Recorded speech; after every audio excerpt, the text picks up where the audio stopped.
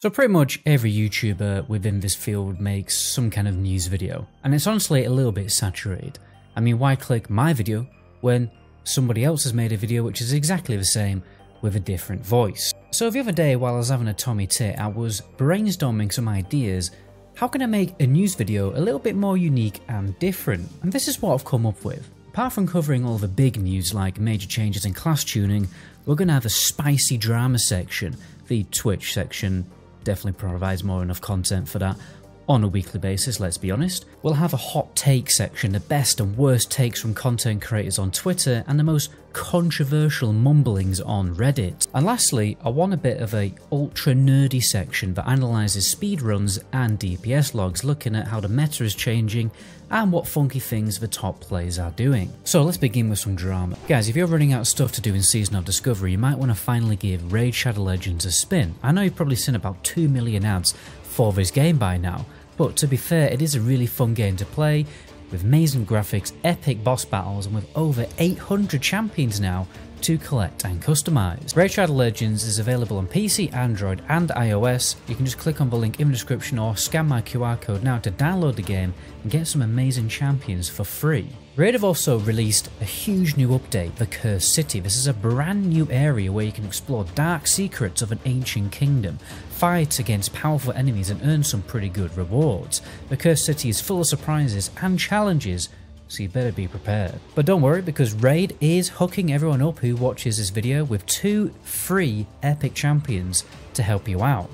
Light Swan, and then when you reach level 15 you can unlock Juliana. Light Swan is a holy warrior who can debuff enemies and revive your allies, whilst Juliana is a fiery assassin who can deal massive damage with her poison and burn skill. These 2 champions are perfect for the Cursed City, and you can get them for free when you download Raid using my link in the description or again scan QR code. And if you can believe it, Raid are giving you even more stuff with an additional champion called Oboro, a strong epic champion providing a significant advantage early game. All you have to do is use the code GETOBORO within the initial 72 hours of registering for the game. So guys, what are you waiting for? Don't miss out on these opportunities. Click the link below to start your adventure in the Cursed City.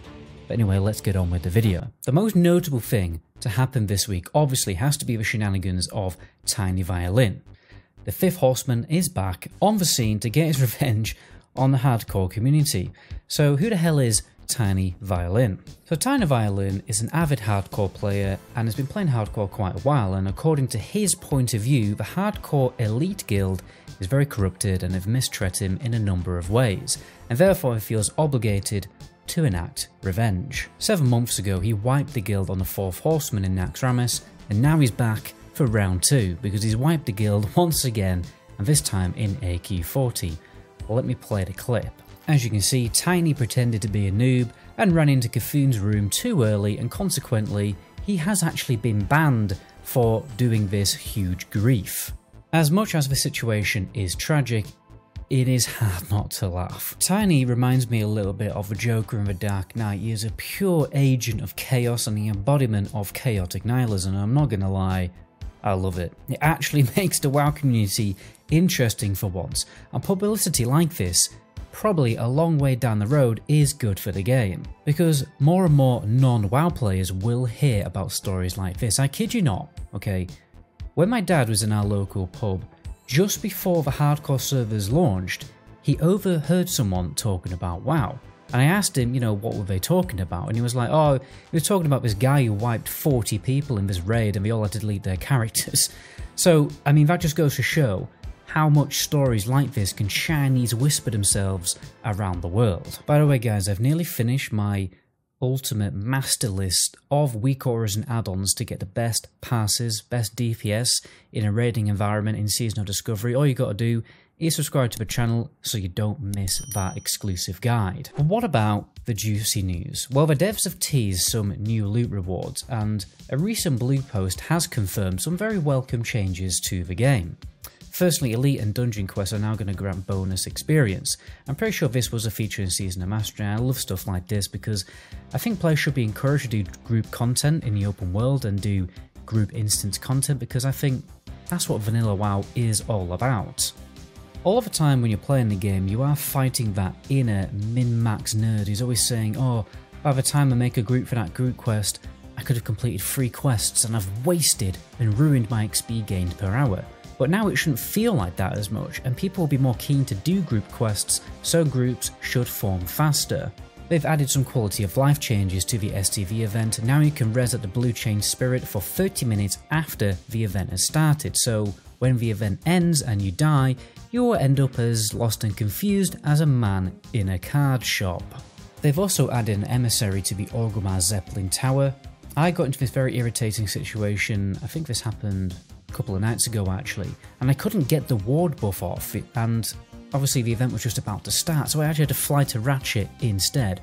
But now you won't have to do that, you can just jump on the Zeppelin at Orgrimmar. Now some classes have received some minor buffs, but they're more in the form of hotfixes. So a major Spell Frost Bolt, the crit damage will now benefit from spell power because it previously wasn't. Shaman offhand Storm Strike hits now will correctly trigger weapon procs like Wind Fury and Flurry, and the Warlock Siphon life ability will now scale with Haunt. By the way, for those who missed it, Priest did finally get their Shadow Word Death ability nerfed so it scales less with spell power, but then they buff the damage by Void Plague and Mind Spike by 10%, so really they haven't been nerfed at all.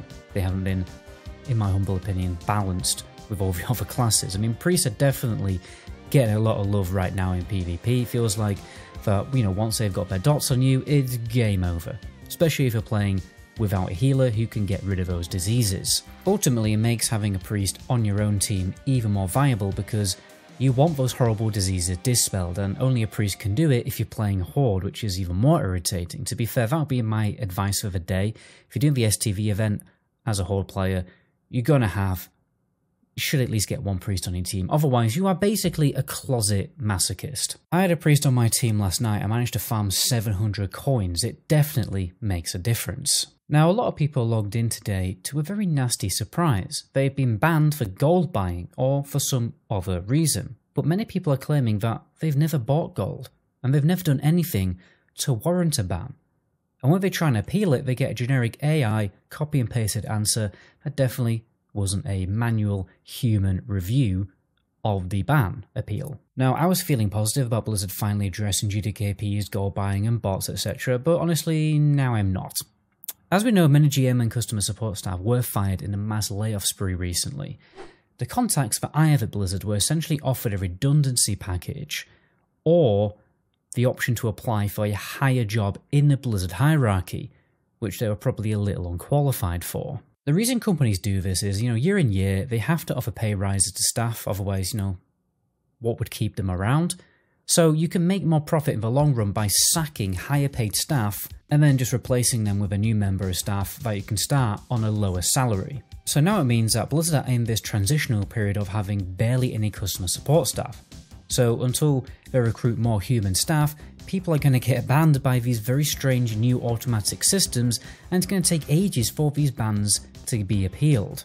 I really do not understand what Blizzard are doing, to be honest.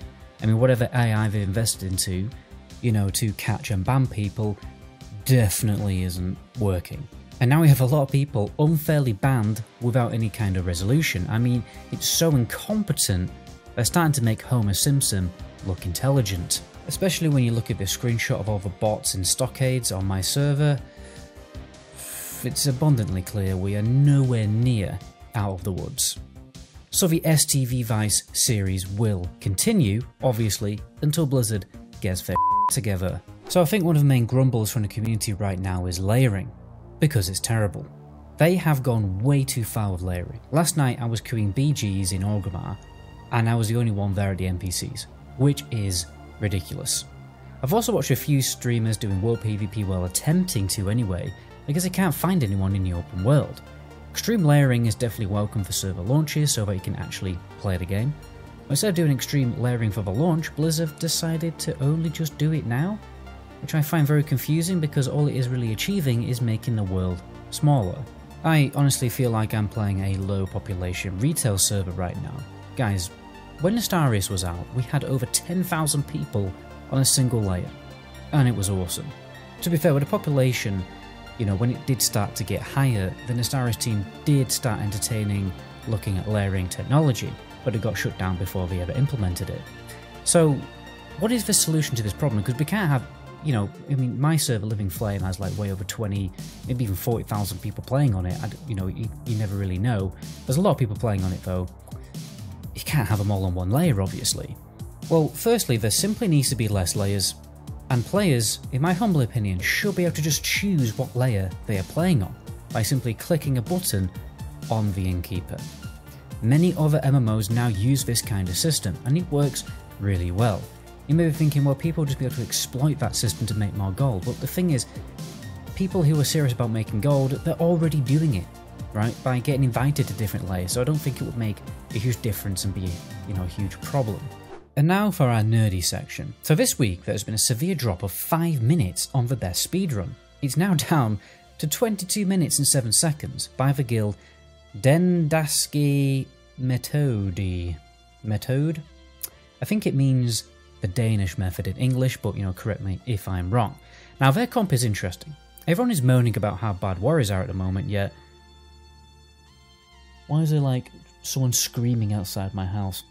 Don't worry, guys, I live near a school, and there's many irritating children on a regular walking up my road, making very strange noises and being very irritating. Anyway, along with 3 warriors, we have 1 melee hunter, a warlock priest mage, and a druid healer and a shaman tank. This comp makes perfect sense. You have Pumpet melee DPS that don't just stop and drink, and getting their damage buffed by the shaman tank. The warlock and the fire mage, they buff each other's damage, and I imagine the priest is there to reduce the mana requirements on the healers. By the way, guys, I have somehow actually been accepted into a speedrunning guild called Drive, and now I have to compete with that speedrun, which I'm honestly not looking forward to because it is very impressive. Now, when it comes to DPS rankings, not much has changed since last week. Hunters, mages and warlocks are still dominating, and the only change really is that rogues have gone down a spot, and the arcane mage has risen a spot.